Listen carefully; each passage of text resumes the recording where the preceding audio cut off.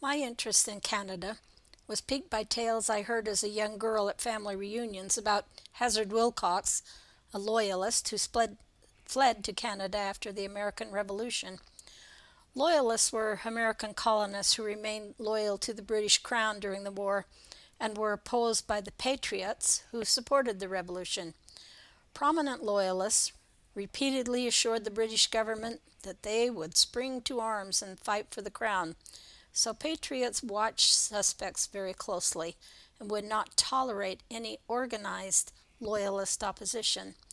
Many outspoken or militarily active loyalists were forced to flee, first to their stronghold of New York City, and then, when their cause was defeated, Royalists, about 15 to 20% of the total U.S. population, fled to other parts of the British Empire. With this influx, Canada, Ontario, and Quebec were divided into two separate areas, Upper and Lower Canada, with the French populating the Quebec area and others populating Ontario. Much of the information in this presentation has been adapted from an article, Finding Canadian Kin, written by Canadian native Catherine Lake Hogan and published in Family Tree magazine in September. Notes about LAC, immigration, land records, and other Canadian resources are all based on her Family Tree article.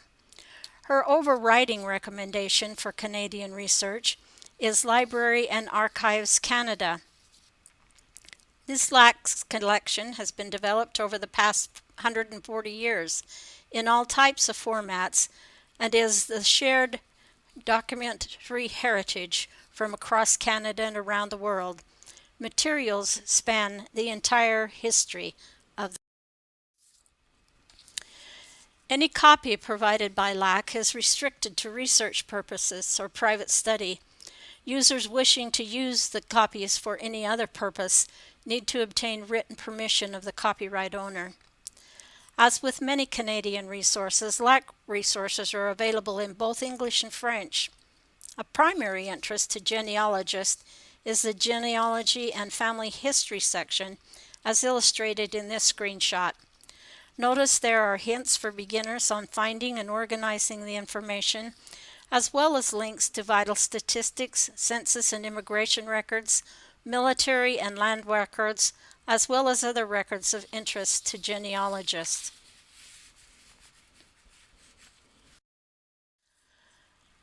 Immigration into Canada is of primary interest in getting started with your research. Unfortunately, comprehensive passenger lists of immigrants arriving in Canada before 1865 are not available. From 1865 onward, you should have better luck finding both immigrant and border entry records for those arriving overland. Do note that for a brief period between 1919 and 1924, passenger lists were replaced with forms, one for border entries and another for ocean arrivals. A form was completed for each passenger, including children. Exceptions were for passengers in transit to the U.S. The forms were then submitted to immigration officers upon arrival at the port of destination.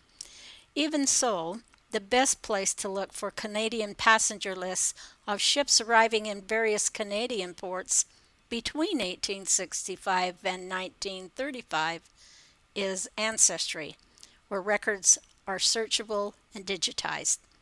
As with U.S. ports, there are many: Quebec, Montreal, Halifax, North Sydney, Nova Scotia, St. John, New Brunswick, Vancouver, Victoria, British Columbia, and don't forget the U.S. ports, including New York.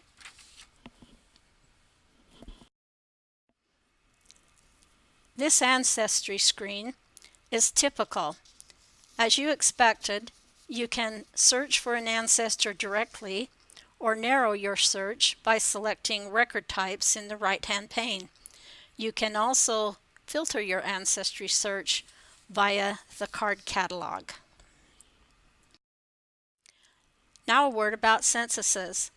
LAC censuses are arranged by province or territory and then divided into districts.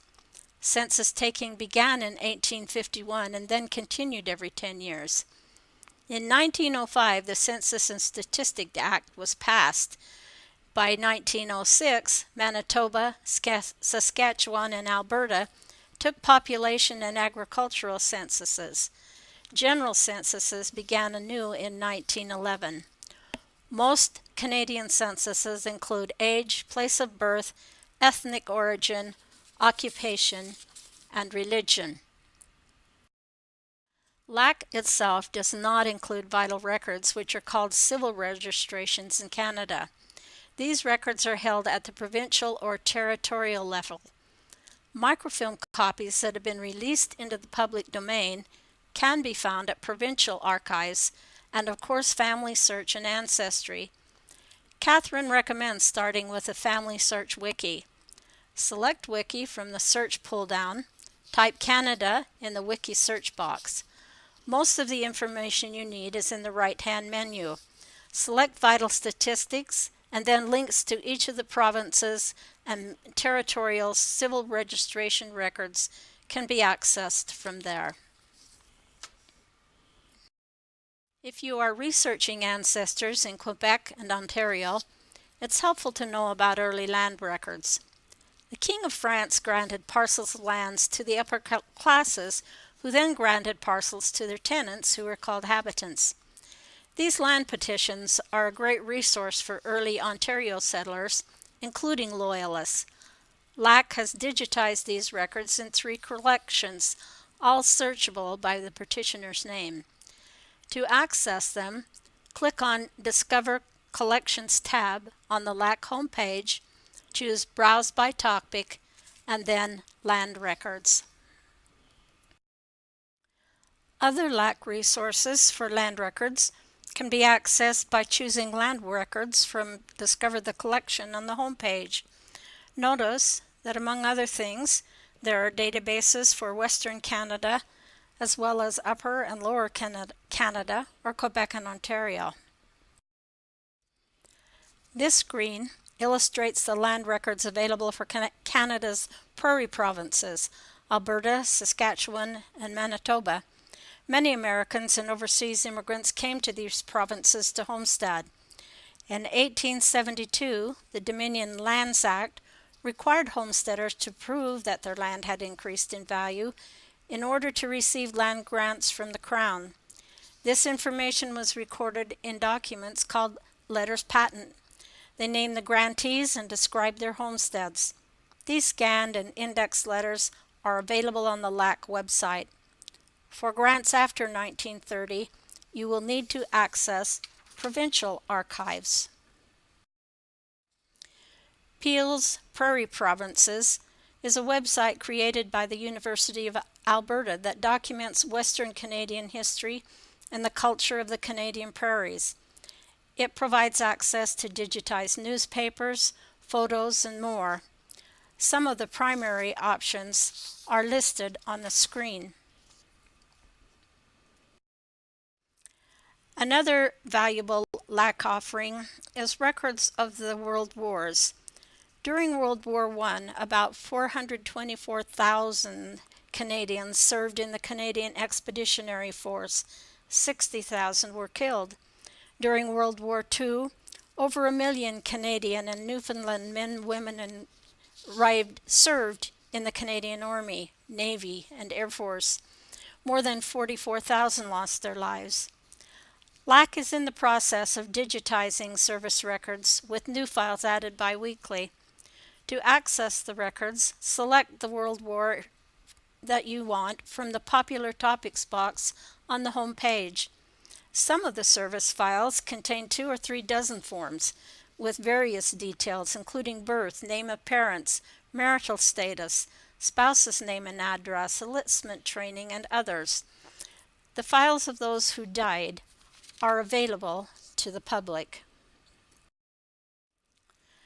This subscription website is a must if you have French-Canadian ancestry. Again, the interface is available in both French and English, but almost all of the records are in French. Collections include Catholic baptismal and marriage records, as well as Protestant marriage records.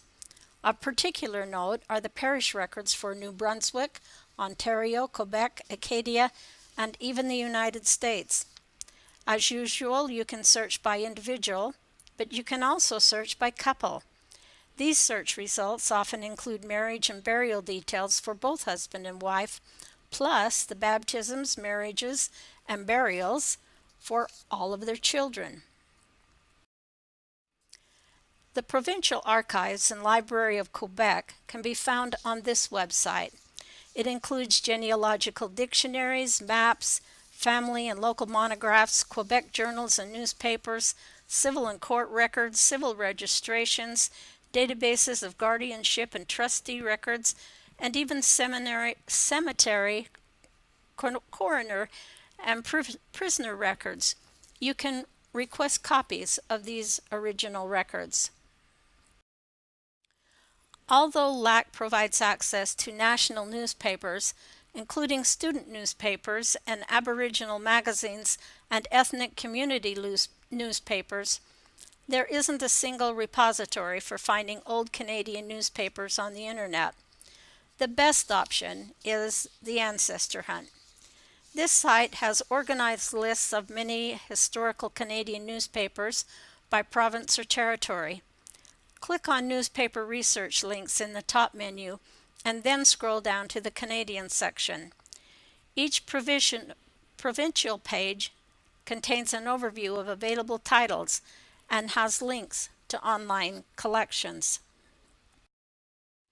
This screen displays a few of the newspaper links the Ancestor Hunt provides.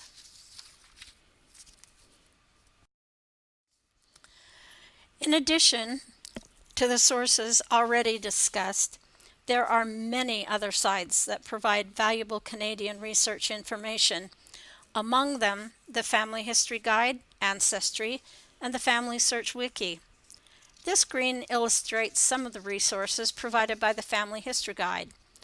Note that this website is being substantially updated, so you'll need to keep that in mind for the future. Currently, Canadian information and links can be accessed by selecting Projects, Discover, and then selecting Canada from the pull-down. As usual, the guide provides access to excellent training documents and videos, as well as a wealth of direct links to Canadian materials via the left-hand column.